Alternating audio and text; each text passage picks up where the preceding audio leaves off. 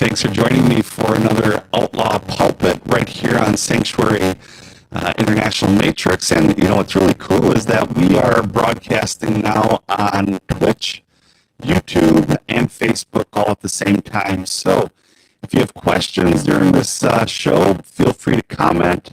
Let me know where you're from. I'll be sure to give you a shout out as best I can, depending on how many people actually log in. So we are in a series right now that I'm calling Confessions, and it's things that I've learned, things that, let me see if I can pull up my page here, things that I've learned over the past 16 years of being a pastor at a church right here in Waupaca, Wisconsin. So yeah, it's been a good series, and today I'm on point number 6. I may trickle into point number 7 because the two do kind of go hand in hand, but my hope in this is to help you gain a better understanding of your pastor. If you attend a brick and mortar sort of church, with the understanding that churches can certainly be outside of the building, like Scripture says, where 2 or 3 gather together, and there am I.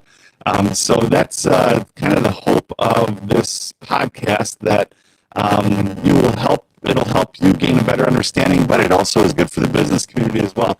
If you're a manager, supervisor, you're in charge of people, then at your job, then you can learn from this as well. But for you pastors that are watching of a brick and mortar style building, then maybe you'll resonate with a few of these things. So we're at number 6 today, and again, feel free to comment, ask questions. Let me know where you're from, and I'll do my best to put that up on the screen so that we can, I think it'd be cool to give you a little bit of a shout out here, and so we know where you're coming from. Okay, so quick background: been a pastor of the church that I'm at, Radiant Fellowship in Waupaca, Wisconsin, for the past 16 years. This last August, and so I wrote a blog called 16 Things I've Learned Over the Past 16 Years. Last week I ended with the point that pastors shouldn't fall for many conferences, but this week specifically I want to talk about the need for studying. Now this goes into play for really any Christian that's in a teaching position, where you're either teaching a Bible study, a Sunday school, pastors delivering sermons, whatever the case may be. But, early on of being a youth pastor, because I was a youth pastor for 9 years, before I became the lead pastor of a church, I spent a decent amount of time doing sermon prep.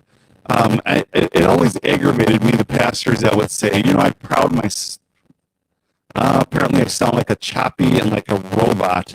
I think this is a situation with StreamYard that we've been having. So let me see what I can do here to fix that, and see if that sounds better. Thanks, Ben, for letting me know. If I didn't fix the sound, please let me know, and I'll do my best to get that remedied in the best way I possibly can. Everything's sounding okay now, Ben? Let me know, and I'll proceed. No better. All right, Andrew, thanks for letting me know that. So what I'm going to do is